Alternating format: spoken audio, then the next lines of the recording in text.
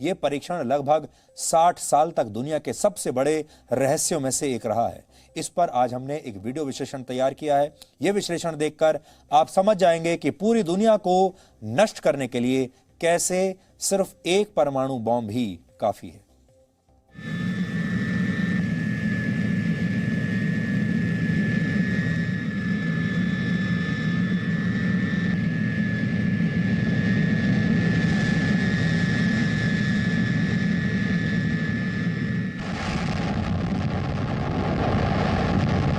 इतना ताकतवर धमाका इतिहास में पहले कभी नहीं हुआ था।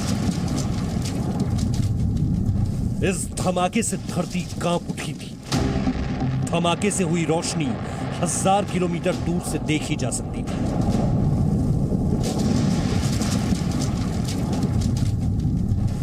अक्टूबर 1961 को रशिया ने हाइड्रोजन बम का परीक्षण करके पूरी दुनिया को डरा दिया था।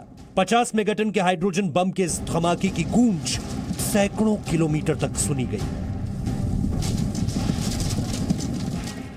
इसकी रोशनी धरती पर उगते सूरज के जैसी थी। कैमरे के फ्लैश की तरह एक रोशनी हुई जिसकी तीव्रता हर पल बढ़ती गई।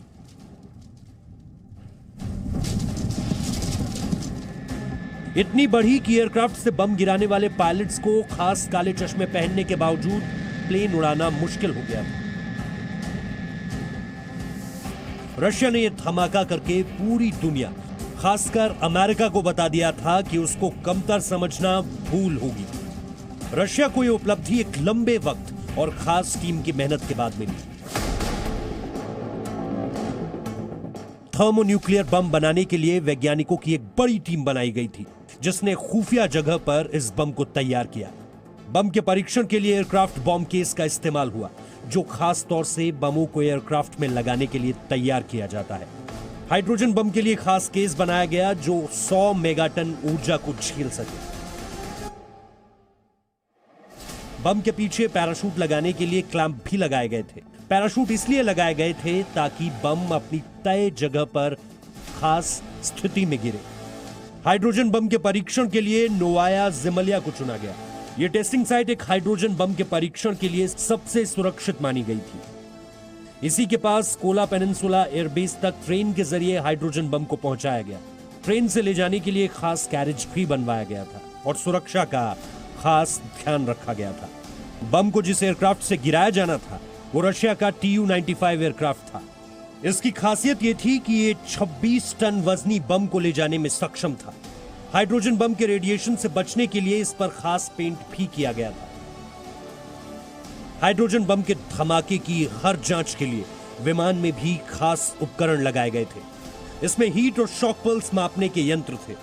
साथ ही इसमें एक वीडियो कैमरा लगाया गया था जिससे धमाके की तस्वीरें ली जा सके। इस परीक्षण की निगरानी के लिए बनाया गया कमांड पोस्ट परीक्षण की जगह से 260 किलोमीटर दूर था। हालांकि कम्युनिकेशन के लिए परीक्षण की जगह से 90 किलोमीटर दूर D8 परीक्षण साइट पर भी लैब और सपोर्ट स्टाफ मौजूद था। धमाका जहां होना था वहां पर उसकी तीव्रता मापने के लिए सभी तरह के उपकरण लगा दिए गए थे। D8 टेस्टिंग साइट पर बेलूशिया बे में वॉरशिप भी तैनात किए गए थे। मुख्य टेस्टिंग साइट से 17 किलोमीटर दूर कैमरे लगाए गए थे ताकि धमाके की तस्वीरें ली जा सके। 29 अक्टूबर तक इस बम से जुड़ी सभी जांच पूरी कर ली गई थी। यहां तक कि एक रात पहले तक बम और एयरक्राफ्ट की हर तरीके से जांच की गई ताकि परीक्षण में किसी तरह की गलती ना हो।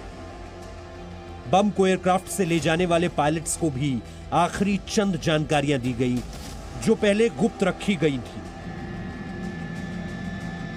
30 अक्टूबर 1961 की सुबह Tu-95 बॉम्बर ने हाइड्रोजन बम को लेकर उड़ान भरी। हाइड्रोजन बम वाले एयरक्राफ्ट के साथ एक और एयरक्राफ्ट उड़ान भर रहा था। इस खास विमान में वैज्ञानिकों की एक टीम थी और इसमें एक लैब बनाई गई थी। वैज्ञानिकों ने तय किया था कि हाइड्रोजन बम को गिराने से पहले एयरक्राफ्ट की ऊंचाई 10,500 मीटर रहेगी। जैसे ही परीक्षण स्थल आया, बम गिराने वाला सिस्टम ऑटोमेटिक मोड में चला गया। ऑटोमेटिक मोड में जाते ही D8 टेस्टिंग साइट से बम गिराने का फैसला लिया गया। काउंटडाउन शुरू हो गया।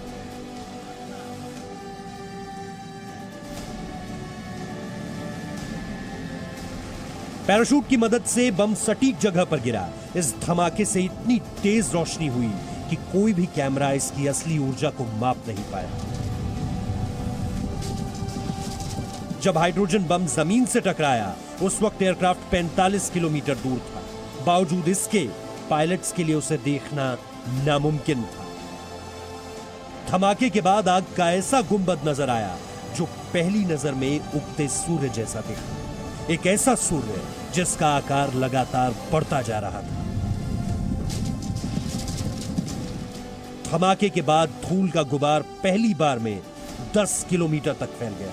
40 सेकंड के बाद बने मशरूम की शक्ल के बादल अपना आकार बढ़ाते जा रहे थे। वैज्ञानिकों के मुताबिक ये 90 किलोमीटर क्षेत्र तक फैले थे। ऐसा धमाका दुनिया ने पहले कभी नहीं देखा था। इतना ताकतवर बम किसी भी देश के पास न था न है।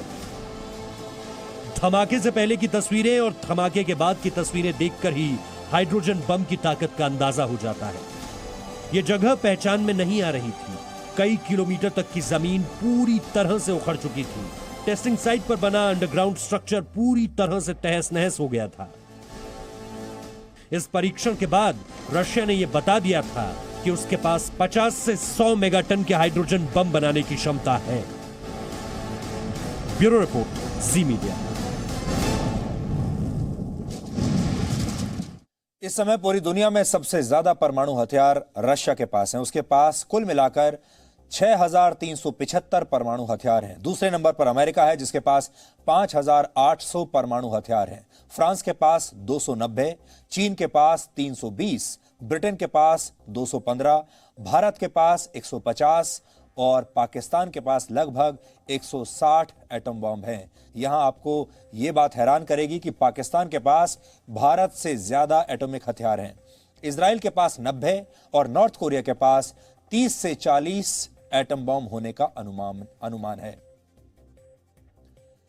चीन अगर अपने सारे एटम बॉम्ब्स का इस्तेमाल एक साथ कर ले तो पूरी दुनिया कुछ ही सेकंड में नष्ट हो जाएगी। जबकि रशिया और अमेरिका के पास जितने परमाणु हथियार हैं उनसे पूरी पृथ्वी को 20 बार नष्ट किया जा सकता है। यानी इंसान ने खुद को ही खत्म करने के लिए जरूरत से ज्यादा न्यूक्लियर बॉम्ब्स पहले से ही बनाकर रखे हुए हैं।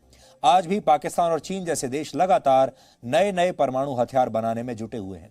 किसी देश पर परमाणु हमला हुआ तो उसके करोड़ों लोग एक झटके में मारे जाएंगे। लेकिन आपको जानकर दुख होगा कि हर साल पूरी दुनिया में 1 करोड़ लोग गरीबी और भूखमरी की वजह से भी मारे जाते हैं। इसलिए यह दुनिया के नेताओं को तय करना है कि उन्हें परमाणु बम चाहिए या अपने देश की जनता के लिए रोटी चाहिए।